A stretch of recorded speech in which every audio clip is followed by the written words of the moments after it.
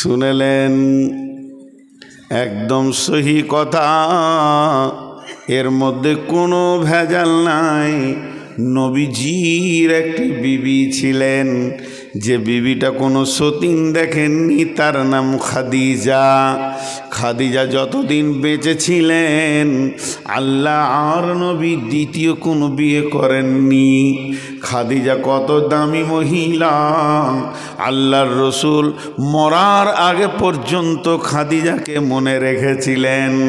খাদিজা কত দামি মহিলা, গারে হীরায় প্রতিদিনের খাবার যিনি দিয়ে আসতেন তিনি খাদিজা। শুধু এই পর্যন্ত নয়, খাদিজা মেয়েটা কত দামি, আল্লাহ সালাম দিয়েছেন, জিবরাইল সালাম দিয়েছেন, এই মেয়েটি নিশ্চিত জান্নাতি। এটা হলো রসুলের বিবি খাদিজা। ফাতেমা, উম্মে কুলসুম, রোকেয়া, জাইনাব, যে সন্তানগুলিকে নিয়ে রসুলের পরিচয়, এগুলো অন্য মেয়ের পেটে হয়নি, সবগুলি হয়েছে খাদিজার পেটে। অতএব খাদিজা ছিলেন নবীজির অনেক মহব্বতের বিবি। এবার শেষ ভেজালটা শুনেলেন, যেটা শুনলে আপনার আমার জান চমকে যাবে। এই খাদিজা স্বয়ং বিশ্ব নবীর বিবি, জীবনে 5 ওয়াক্তের নামাজ পড়েননি। জীবনে 5 ওয়াক্তের নামাজ পড়েন, তাহলে আর নামাজ পড়বে না? সভাপতি সাহেব, ওরা তো দলিল পেয়েই গেল, এবার ঘর চলে যাবে, ওরা হয়ে গেছে কাজ, আর কেন নামাজ পড়ব? দেখেন, দুটি জিনিস বললাম, দুটা উল্টা জিনিস বললাম, এরকম অনেক হাদিস কোরআন আছে, তো এগুলো বুঝতে হয়। খাদিজা নামাজ পড়েননি আর রসুল মসজিদে পা দেননি, মিটে গেল। এখন এই কথাটা এই পর্যন্ত রাখেন। তার আগে আমি 2-10 মিনিট বায়ান করেছি কিসের? মসজিদ দামি জায়গা, আল্লাহর ঘর, মসজিদ বানালে আল্লাহ জান্নাতে ঘর বানান, স্বয়ং রসুল বলছেন।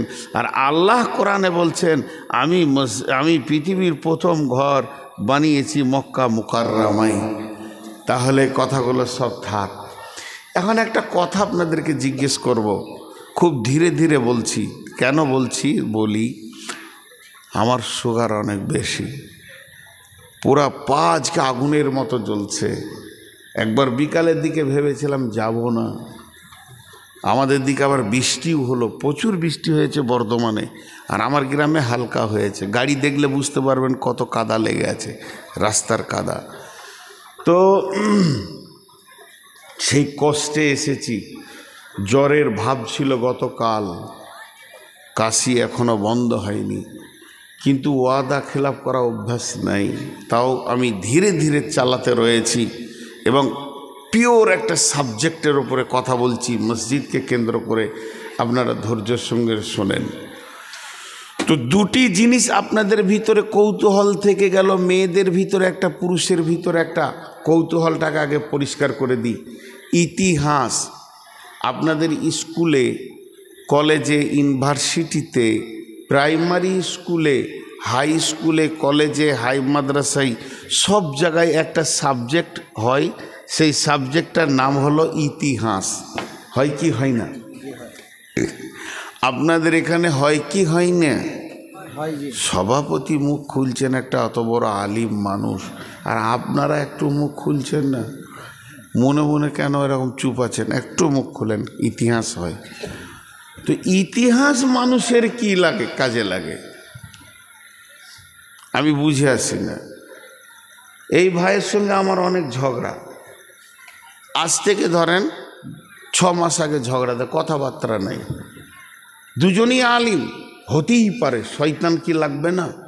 আলেম মানি কি ফেরেস্তা? এত ঝগড়া যে ওর কাছে আমি দাঁড়াই না, উনি আমার কাছে দাঁড়ান না। তো যাই হোক, একরোলের লোক বলছে 2 আলেমের মধ্যে এইরকম থাকবে, এটা তো ভালো নয়। যে 10 লোক বসেছে 2 আলেমকে নিয়ে, তো উনি বলছেন আমাকে নূর মোহাম্মদ সাহেব অপমান করেছেন। আমি বলছি আমি করেছি একা? আপনি কি ভালো মানুষ? এই যখনই পূর্বের কথা তুলতে গেছি তখন ওখানকার 10 লোক বলছে দাঁড়ান দাঁড়ান মৌলভী সাহেব, দুজনেই দাঁড়ান দাঁড়ান দাঁড়ান দাঁড়ান, পেছনে যেটা ঘটে গেছে ওটা ছেড়ে দেন, ও কথা আর তুলিয়েন না। কথা তুলাতুলি হলে এত কথা বাড়বে যে নিষ্পত্তি আসবে না। বিধায় আপনি ওকে মাফ করেন, ও আপনাকে মাফ করে দেবে, মুসাফা করে নেন। আগে জীবনে যেন এটা আর না ঘটে, এইটা নিয়ে কথা হোক। তাহলে ইতিহাস কোনো কাজে লাগে না। এতগুলো লোক মুখ খুলে না, ইতিহাস কোনো কাজে লাগে না, অথচ ওই সাবজেক্টটা পড়ানো হয়, খুব গুরুত্ব দিয়ে পড়ানো হয়। শুধু কলেজে কোরআনে 10 পারা ইতিহাস ভরা আছে, শুধু ইমানদারদের বেঈমানেরও ভরা আছে। ফেরাউন, নমরুদ, হামান, উবাই ইবনে খালফ, আব্দুল্লাহ ইবনে উবাই, উবাই ইবনে সলুলের নামে আয়াত নাজিল হয়েছে। জঘন্য জঘন্য লোকের ইতিহাস কোরআনে আছে, যাদের নাম শুনলে মানে বমি আসবে, ঘৃণা আসবে, সেরকম ইতিহাস আছে। তাহলে ইতিহাস কোনো কাজে লাগে? আরে হ্যাঁ না বলে না, লাগে না। আচ্ছা, ইতিহাস যদি কাজে না লাগে তাহলে 50,000 টাকা ধার দেন, 2 মাস পর চাইলে বলবো ওটা ভেজাল কথা, বল ভুলে যান পূর্বের কথা, ছাড়বে। ইতিহাস 4টা কাজে লাগে, মুখস্থ করেন। ইতিহাস 4টা কাজে লাগে। নাম্বার 1, ইতিহাস ভবিষ্যতের প্রেরণা বানাই। যখন আপনি সাহাবীদের ইতিহাস পড়বেন, ভালো মানুষের ইতিহাস পড়বেন, সোনালী মানুষ যারা পৃথিবীতে বিখ্যাত মানুষ, তাদের ইতিহাস যখন পড়বেন, তখন আমি ওই যুবক, ওই ছেলেটা এখন থেকেই লক্ষ্য বস্তু বেছে নেবে। ওই লোকটা যদি ভালো ছিল, আমিও ভালো হতে পারবো। এর জন্যে সে উদ্যম নিয়ে পড়াশোনা করবে, ইতিহাসকে তৈরি করবে নিজের জীবনের। এর জন্যে 1 নম্বরে ইতিহাস জীবনের ভবিষ্যতের প্রেরণা দেয়। 2 নম্বর ইতিহাস কি লাগে? ইতিহাস 2য় নম্বর যেটা লাভ করে, ভবিষ্যৎকে সাবধান করে দেয়। যখন ফেরাউন, নমরুদ, হামান বড় বড় কুখ্যাত ডাকাত, কুখ্যাত যারা পৃথিবীর বুকে বেঁচেছিল, জন মানুষকে কষ্ট দিয়েছে, ওদের ইতিহাস যখন পড়বে তখন নিজেকে তার থেকে সাবধান করবে যে এই লোকগুলো কখন কার ফেরাউন মারা গেছে, মানুষ এখনো তাকে ঘৃণার চোখে দেখছে। অতএব আমি ফেরাউনের মত লিব না। তাহলে আমি যদি এক রোলে বাস করি আর ওই ফেরাউনের মতো আচরণ করি, যেদিন আমি মারা যাব মানুষ আমাকে ঘৃণার সঙ্গে নাম নেবে। অতএব আমি ওই রাস্তাটা ছেড়ে দিব, মুসার রাস্তাটা ধরব। তাহলে ইতিহাস 1 নম্বরে কি করে? ভবিষ্যৎকে সাবধান করে। 2 নম্বরে কি করে? ভবিষ্যতের প্রেরণা জমায়। 2টা হলো। নাম্বার 3, ইতিহাস কি করে? পরিস্থিতিকে কন্ট্রোল করে। ইতিহাস কি করে? পরিস্থিতিকে কন্ট্রোল করে। আর 4 নম্বর, ইতিহাস মাফ করতে জানে না। আল্লাহ মাফ করে, কিন্তু ইতিহাস মাফ করতে জানে না। আপনাদের গ্রামের মসজিদের আমি ইমাম 10 বছর আগে ছিলাম।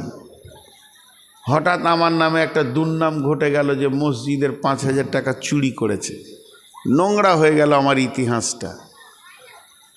তো গাঁয়ের লোক আমাকে সম্মানের সাথে বিদায় দিয়ে দিলে, বিদেশি মানুষ ভেজাল করিস না, ছেড়ে দে। তারপর আর ইমামই টিকছে না, বলছে আবার ওকে নিয়ে। লোকটা ভালো ছিল, এটা মনে হয় কোনো গোলমাল হয়ে গেছে। আবার 20 বছর থাকা হয়ে গেল। আবার 20 বছর থাকা হয়ে গেল। বেটির বিয়ে দিয়েছেন, বিয়াই এসছে বেড়াতে, জুমার খুতবা শুনে বলছে, মৌলবি কি গো, জান ঠান্ডা হয়ে গেল রে ভাই আপনাদের গাঁয়ের মৌলবির খুতবা শুনে। তা আপনি ভাত খেতে খেতে বলছেন 30 বছর থাকা হয়ে গেল, লোকটা খুব ভালো, খালি মাঝে একবার 5000 চুরি করেছিল। ইতিহাস কেউ মুছতে পারে না। ইতিহাস মুছা কোনো ডাস্টার পৃথিবীতে আসেনি। একটা লোক পৃথিবী থেকে চলে গেছে, মারা গেছে, কবরে পড়ে আছে। কবরে হাড় নাই, হাড্ডি নাই, মাংস নাই, সব পচে শেষ হয়ে গেছে। তারপরও কবরের পাশ দিয়ে 2 বন্ধুতে বাইকে পেরিয়ে গেছে, আর একজন আর একজনকে বলছে এটা খবির ডাকাতের কবর। টুক করে বলে দিল, তার মানে ইতিহাস মাফ করতে জানে না। 3টে বলা হলো, 1 নম্বর ইতিহাস ভবিষ্যৎকে সাবধান করে, 2 নম্বর ইতিহাস ভবিষ্যতের প্রেরণা দেয়, 3 নম্বর ইতিহাস মাফ করতে জানে না, 4 নম্বর ইতিহাস পরিস্থিতিকে কন্ট্রোল করে। ইতিহাস পরিস্থিতিকে কন্ট্রোল করে। তার মধ্যে একটা অন্ধকে দূর করে দিই। ও মা আমার, বোন আমার, আমি একটু আগে বলেছি বিশ্বনবীর বিবি আম্মা জান খাদিজা জীবনেও 5 ওয়াক্তের নামাজ পড়েননি। তিনি জীবনেও 5 ওয়াক্তের নামাজ পড়েননি। চলেন এবার বলবেন নূর মোহাম্মদ সত্য বলছে না মিথ্যা বলছে? কে বলবে, কে বলবে না? ইতিহাস বলবে। এবার আপনি হাদিসের পাতাতে খুঁজতে শুরু করে দেন। খুঁজতে খুঁজতে বলেন 5 ওয়াক্তের নামাজটা স্টার্ট হলো কখন, কখন থেকে 5 ওয়াক্তের নামাজটা চালু হয়েছে। তখন দেখা যাবে আল্লাহর নবী মেরাজে গেলেন। আবার মেরাজের রাত্রিতে সমস্ত আসমান, সিদরাতুল মুনতাহা, আরশে মহল্লা, জান্নাত জাহান্নাম দেখে ফিরলেন। ফিরার পথে আল্লাহ বললেন, ও নবী মুহাম্মদ, আমি তোমাকে 50 ওয়াক্তের নামাজ দিলাম। সেই নামাজটা কমতে কমতে 5 ওয়াক্তে এলো। এই 5 ওয়াক্তের নামাজ নিয়ে বিশ্ব নবী যখন ফিরে আসছেন, আল্লাহ বলছেন, ও নবী মুহাম্মদ, তোমার উম্মতকে বলে দিও, তারা যদি 5 ওয়াক্তের নামাজই পড়তে পারে, সালাত আদায় করতে পারে, তো আমি রব 50 ওয়াক্তের নেকি দিয়ে দিব। এবার বিশ্বনবী ওখান থেকে ফিরলেন। তাহলে ওই ডেটটা কত, তারিখটা কত, সাবে মেরাজে যে গিয়েছিলেন সেই তারিখটা কত? তো আম্মাজান আয়েশা বলছেন, আম্মাজান আয়েশা বলছেন, আমি হলাম সব থেকে সৌভাগ্যবতী মেয়ে, যেহেতু আল্লাহর নবী যেদিন মেরাজ হয় আমার বিছানা থেকে হয়েছে। নবীজি আমার কাছে শুয়েছিলেন, আমার কম্বলে ছিলেন, নবীজি ছিলেন আমার বালিশে। ওই রাত্রিতে নবীজির মেরাজ হয়েছে। তার মানে বিশ্ব নবী মেরাজ হয়েছে আম্মা জান আয়েশার বিছানা থেকে, মক্কা মুকাররমা থেকে। তাহলে এখান থেকে বোঝা গেল আম্মা জান আয়েশা বলছেন, আমি খাদিজাকে সতীন হিসেবে দেখিনি, খাদিজার কথা খালি রসুলের কাছে শুনেছি। তার মানে নামাজের কথা যখন এসেছে আসমান থেকে, যেদিন থেকে 5 ওয়াক্তের নামাজটা চালু হয়েছে, তার আগেই খাদিজা দুনিয়া থেকে চলে গেছেন, মারা গেছেন, পৃথিবীতে বেঁচে ছিলেন না। তার মানে যতদিন খাদিজা বেঁচে ছিলেন অতদিন 5 ওয়াক্তের নামাজ, পর্দা, এগুলো আসমান থেকে আসেনি।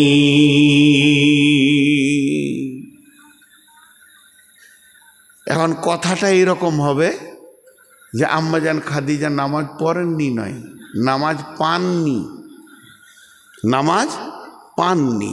উনি নামাজ যে চালু হয়েছে, পর্দা চালু হয়েছে, এগুলো দেখতে পাননি। তাহলে এই আগে যে ভেজালটা শুরু হয়েছিল, প্রথম যখন বললাম যে রসুলের বিবি নামাজ পড়েনি, মনের ভিতরে যে ভেজালটা শুরু হয়েছিল, এই ভেজালটা কে দূর করলো? ইতিহাস। কে দূর করলো? ইতিহাস। ইতিহাস পরিস্থিতিকে কন্ট্রোল করে। এখন রসুলকে যে মসজিদে ঢুকতে দেওয়া হচ্ছে না, এর পেছনেও ইতিহাস আছে, এর পেছনেও ইতিহাস আছে, সেটা মসজিদ নয়, অন্য কোনো মসজিদ নয়, তার উপর আয়াত নাজিল হয়েছে। বিসমিল্লাহির রহমানির রহিম। والذين اتخذوا مسجدا جرارا وكفرا تفريقا بين المؤمنين وإرصادا لمن حارب الله ورسوله من قبل ولا يحلفن إن أردنا إلا الحسنى والله يشهد إنهم لكاذبون। মহিলা বক্তাগুলো ছুটি হয়ে গেল নাকি? হ্যাঁ, ভালো সভাপতি গো। মহিলা বক্তাগুলোকে আগে ছেড়ে দিলে, ওদের যা ছিল পেটে সব বলে দিয়ে ঘর চলে গেল। জানে শান্তিতে ঘুমাবে, ভাগ্যে জানে জালসাটা হয়েছিল। হ্যাঁ, তো এবার ইতিহাসটা শুনেন যে রসুলকে কেন আটকানো হলো। রসুল্লাহ সাল্লামের নবুয়তি জিন্দেগি যেদিন থেকে নবী হয়েছেন, যেদিন মারা গেছেন, টোটাল ছিল কতদিন? 23 বছর। ক বছর? 23 বছর। 63 বছর বয়সে মারা যাচ্ছেন, 40 বছর বয়সে নবুয়তি পেয়েছেন। এই 23 বছরটাকে আল্লাহ দুভাগ করেছেন। ক ভাগ? দুভাগ, সমানভাবে নয়। 10 থেকে 11 বছর মক্কা, আর 11 থেকে 12 বছর মদিনা। নবীজির জীবনটা 2 ভাগে ভাগ করে দিলেন। 10 থেকে 11 বছর মক্কা, আর 11 থেকে 12 বছর মদিনা মুনাওয়ারা। এর জন্য নবীজির নামে টাইটেল দেওয়া হয় নবী মক্কি, নবী মাদানী। তিনি মক্কি ছিলেন, তিনি মাদানী ছিলেন। এবার তিনি মদিনা চলে গেলেন। তো যতদিন তিনি মক্কায় ছিলেন, নবীজির শত্রু কে ছিল? এক ছিল কাফির আর এক ছিল মুশরিক। একটা ছিল কাফির আর একটা ছিল মুশরিক। মুনাফিক ছিল কিন্তু খুব দুর্বল। আর যেদিন নবীজি মদিনায় চলে গেলেন, সেই দিন নবীজির বড় জানি দুশ্মন কে হলো না? মুনাফিকেরা হয়ে গেল। বিশ্বনবীর পেছনে যত কষ্ট দেওয়ার চিন্তা, মুনাফিকদের শুরু হয়ে গেল। আর মুশরিক কাফেররা বহু দূরে মক্কায় পড়ে গেল। কেমন? রাসূলুল্লাহ সাল্লাল্লাহু আলাইহি ওয়াসাল্লাম মক্কা থেকে মদিনা চলে গেলেন। এই তোরা বস, 5 মিনিট বস। পুরা দল তোদের একটা ভেড়ার মতো। ভেড়া যেমন একটা সর্দার থাকে, উঠলি ঝেড়ে উঠে যায়, তোরা 2 বার ওই রকম করেছিস। মুখ পেচ্ছাপ লাগবে তো ওইখানেই ছাড়বি। আজকে আমার বায়ান শেষ না হওয়া পর্যন্ত তোরা উঠতে পারবি না। যদি বুঝে না আসছে তো চুপচাপ করে পাবজি খেল, তাও বসে থাক। হ্যাঁ, তোরা উঠছিস তো পুরো দল, কাকে যে ধ্বংস করছিস আল্লাহ জানে, একদম ওখানে বসে থাকবি, উঠবি না। উঠলে ভলেন্টিয়ার পাঠিয়ে পিটে নিব জান ভরে, হাড্ডি কিছু রাখবো না। তো এই ইতিহাসটা আপনাদেরকে একটু ধ্যান দিয়ে শুনতে বলছি, কারণ ইতিহাসের ভিতরে সোনালী অক্ষর লুকিয়ে থাকে। ধ্যান দেন, এই তোরা শোন মন দিয়ে, বাচ্চা ছেলে, ইতিহাসগুলো তোদের মনে থাকবে। মদিনায় যখন চলে গেল, একবার আমাকে উদাহরণ দিই। এইখান থেকে আমার বাড়ি কিছু না হলো 120-30 কিলোমিটার। তো আমাকে মারার প্ল্যান করেছে আমার গ্রামের লোক। আমি রাতে উঠে চলে এলাম সখী মোড়ে, একদম একরোলে ঢুকলাম। আর একরোলের লোক আমাকে সকালে যেই দেখে নিয়েছে, সবাই খালি হুজুর হুজুর হুজুর হুজুর হুজুর। কোথা থেকে আসলেন, কেমন আছেন, কি খাবেন, মানে আমাকে ছাড়া আর কিছুই বুঝে না। এরা একদম পাগলা হয়ে গেছে। ছেলে মেয়ে বৃদ্ধ শিশু সবাই বলেন, ছেলের বিয়ে দেবে তাও আমার সাথে পরামর্শ, মেয়ের বিয়ে দেবে তাও পরামর্শ, কাজে যাবে তাও পরামর্শ, কাজ থেকে ফিরে আসছে তো আগে হাত মুখ ধুয়ে দেখা করি, মৌলানা কেমন আছে। গোটা এলাকার মানুষ পাগলা হয়ে গেছে। সবাই সহ্য করতে পারবে? বলেন, সবাই পারবে? এরই ভিতরে এই গ্রাম ওই গ্রাম করে 3, 4, 5, 10 জন তাদের নেতৃত্ব এলাকায় চলছিল। তাদেরকে রাস্তায় দেখা হলে আর কেউ পৌঁছেও না যে চাচা কেমন আছে, কলজে জ্বলতে লাগলো। তারা ছিল মুনাফিক মদিনার। এবার দেখেন মসজিদে রসুলকে পা দিতে দিচ্ছে না, এই ইতিহাসটা বলছি, ধ্যান দিয়ে শুনবেন, নাহলে স্লিপ হয়ে যাবে। কেউ পৌঁছে না। তো ওরা আপসের মধ্যে জানে যে আমাদের দলে কে কে আছে, চলে গেল ওই মদিনার পাহাড়ের ধারে গোপনে মিটিং করছে। তো ওদের মধ্যে যারা জওয়ান তারা রেগে বলছে মনে হয়েছে ওকে মেরে ছিঁড়ে ফেলে দিয়ে একদম।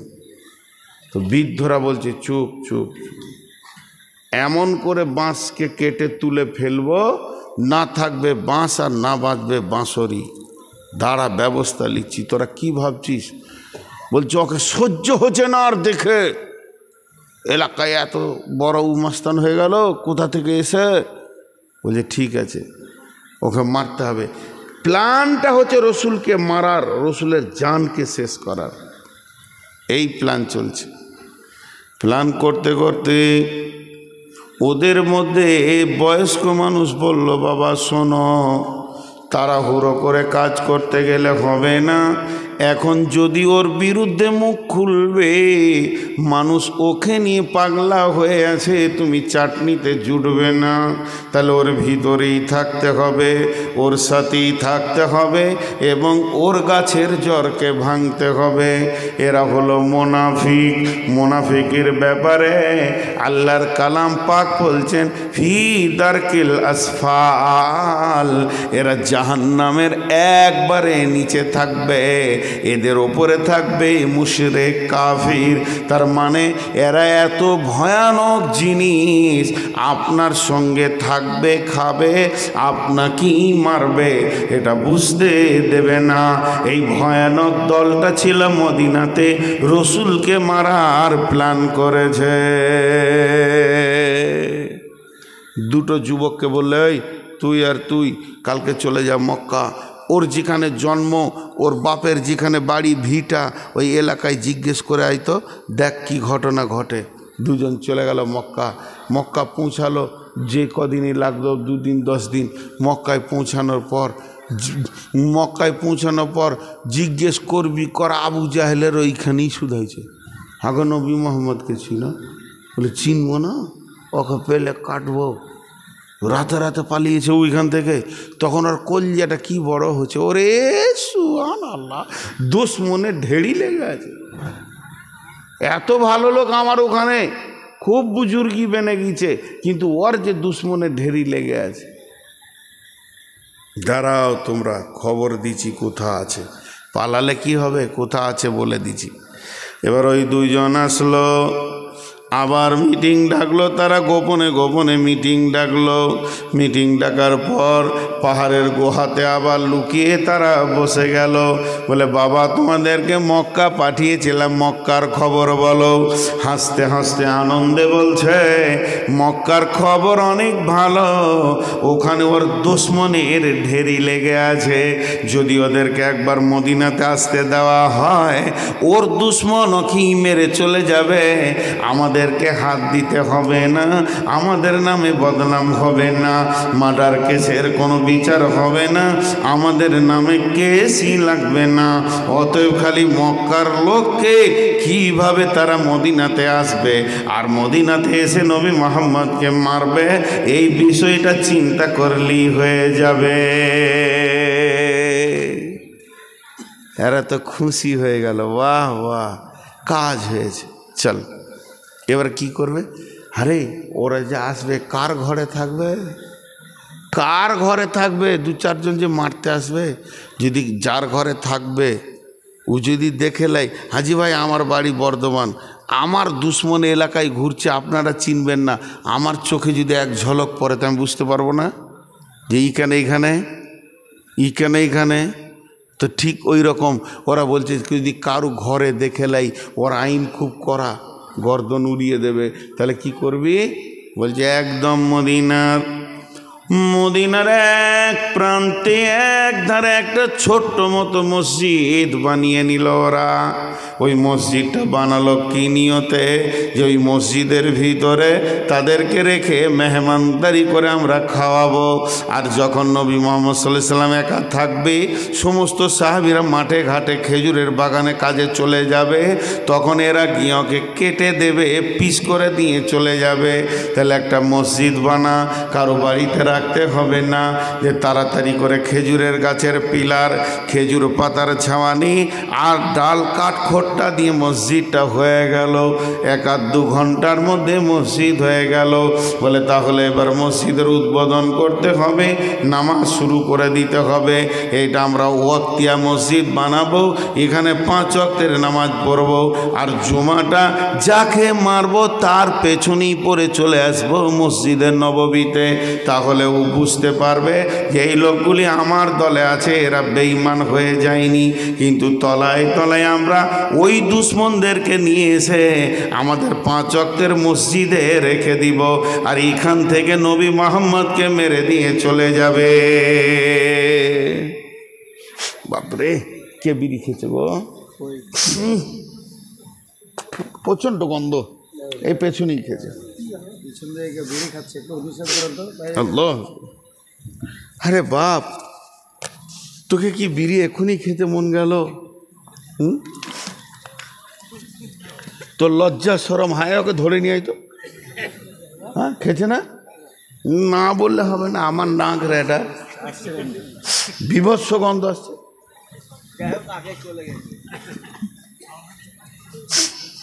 না, এখনো খেয়েছে, এধার ওধার আছে। তো প্ল্যানটা বুঝতে পারছেন আপনারা? হ্যাঁ না বলেন একবার, যে ওরা এসে মেরে দিয়ে চলে যাবে, এটা ওদের প্ল্যান। মসজিদ তৈরি হয়ে গেল, এখন উদ্বোধন বাকি আছে, উদ্বোধন বাকি আছে। তখন বলছে, কে উদ্বোধন করবি? এখনো নবী বেঁচে আছে, ও যদি উদ্বোধন না করে তো এটা মসজিদ বলে কেউ পুঁছবে না। কথাটা বুঝতে পারে? ও যদি উদ্বোধন না করে তা একে কেউ মসজিদ বলে পুঁছবে না, ঘৃণা করবে। স্বয়ং রসুল বেঁচে আছে। একরোল মসজিদের, জামে মসজিদের ইমাম হলো স্বয়ং রসুল সাল্লাল্লাহু আলাইহি সাল্লাম, আর এইখানে এই মসজিদটা হয়েছে, তো উদ্বোধনে ওকে বাদ দিয়ে করবে? হয়, মেনে নিতে পারবে না। তখন দুজন মুনাফিক গেল, দিয়ে বলছি, ইয়া রাসূলুল্লাহ, আমরা একটা নতুন মসজিদ বানিয়েছি। রসুলের দিলটা কত খুশি হলো। জি, কত দিলটা খুশি হলো। হ্যাঁ, তোমরা এই কদিনের মুসলমান এতেই মসজিদ বানিয়েছো, বাহ বাহ বাহ বাহ বাহ বাহ, ধন্য দিছে। কারণ তিনি তো গায়েবের খবর জানেন না, ঘটনাটা কি ঘটছে জানে না। যে শেষকালে বলছে, দেখেন আমি যদি বলি আমার গ্রামে একটা বিরাট সুন্দর মসজিদ হয়েছে, আপনারা কোনো দিন যাবেন না সেই মসজিদে নামাজ পড়তে, তারপরও দিলটা খুশি হবে, হবে কি হবে না? আর আমাদের একটা মসজিদকে বেঈমানেরা নিয়ে নিল, প্রত্যেকে মানুষের মনে কষ্ট হয়েছে, হয়েছে কি হয়নি? তো মসজিদ এমন একটা জিনিস হৃদয়কে ঠান্ডা করে। তো রসুলের দিলটা খুশি হয়ে গেল। তখন এবার বলছে, ইয়া রাসূলুল্লাহ, মসজিদ তো বানানো হয়েছে, এখনো উদ্বোধন হয়নি, এখনো নামাজ চালু হয়নি, শুধু আপনার অপেক্ষায় আছি। আপনি গিয়ে এক ওয়াক্তে নামাজ পড়ে দিয়ে চলে আসবেন, সেই দিন থেকে নামাজটা স্টার্ট হয়ে যাবে। তো আমরা মসজিদে নামাজ পড়েই যাব, চালু করেই যাব। নবীজি বললেন, যাও যাও যাও, এই কাজে আমি যাব না তো কে যাবে? হ্যাঁ, নিশ্চয় আমি মসজিদে যাচ্ছি, তোমরা রেডি হয়ে যাও। ওই মসজিদে নামাজ পড়ার জন্যে, পার্টিকুলার ওই মসজিদটাতে নামাজ পড়ার জন্যে আল্লাহর নবী রেডি হয়ে গেলেন, বাড়ি থেকে বের হবেন। এমন সময় জিবরাইল আমিন এসে বলছেন, লা তাকুম ফিহি আবাদা, ও দয়ার নবী গো, ওই মসজিদে আপনি পা দেবেন না। লা উসসিসা আলা তাকওয়া মিন আউয়ালি ইয়াউমিন, ওই মসজিদটা যখন যখন ভিত রাখা হয়েছিল প্রথম দিনের ভিতরে ওদের কোনো তাকওয়া পরেজগারি ছিল না। ওটা তো মসজিদ লয়, ওখানে চক্রান্তের জায়গা, আপনার জানকে মারার জায়গা বানানো হয়েছে ওটা।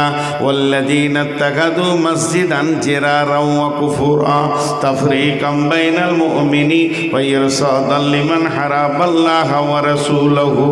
ওরা জিদের বশভূত হয়ে কুফরির তাড়নায় আপনার প্রতি বিরক্ত হয়ে মসজিদটা বানিয়েছেন। ও দয়ার নবী গো, ওরা চিরদিন ওটাই কাজ করে এসেছে। আবার মুসলমানের ভিতরে একদম ফাটল ধরাতে চেয়েছে, মুসলমানের ভিতরে ফাটল ধরাতে চেয়েছে যে কেমন করে মুসলমানের ভিতরে ফাটল ধরিয়ে দিব, 2 দল 3 দল করে দিব। আর ওরা হলো ছোট প্রথম থেকে আল্লাহ এবং রসুলের দুশ্মন। ইরসাদাল লিমান হারাবাল্লাহা ওয়া রাসূলুহু মিন কাবলু ওয়ালা ইয়াহলিফুন্না ইন আরাদনা ইল্লাল হুসনা। ওদেরকে যদি আপনি 50 বার জিজ্ঞেস করেন তোমরা কি করেছ, ওরা কসম করবে আর বলবে ইয়া রাসূলুল্লাহ, আল্লাহর কসম করে বলছি মসজিদ বানিয়েছি। আর আমার আল্লাহ বলছেন ওয়াল্লাহু ইয়াশহাদু ইন্নাহুম লাকাযিবুন, আমি আল্লাহ সাক্ষী দিছি ওরা মিথ্যুক। কারণ আল্লাহর কাছে একটা মসজিদের লিস্ট আছে, আবার একটা মসজিদ বানাবেন, মসজিদটা আল্লাহর লিস্টে নাম উঠতে হবে। কারণ মসজিদ কোন কোন নিয়তে বানালে আল্লাহর কাছে কবুল হয়, আর হিংসা মারামারি ফাটাফাটি করে করলে আল্লাহর কাছে কবুল হবে না। এরই জন্য আল্লাহ তাবারাক ওয়া তাআলা বললেন, হে জিবরাইল, আমার নবীকে আটকে দাও, ওটা আমার খাতাতে আমার নজরে মসজিদ নয়, ওটা আমার নজরে রসুলের জান মারার চক্রান্তে এবং ইসলামের ক্ষতি করা এবং মুসলমানের ভিতরে ফাটল ধরানোর জায়গা।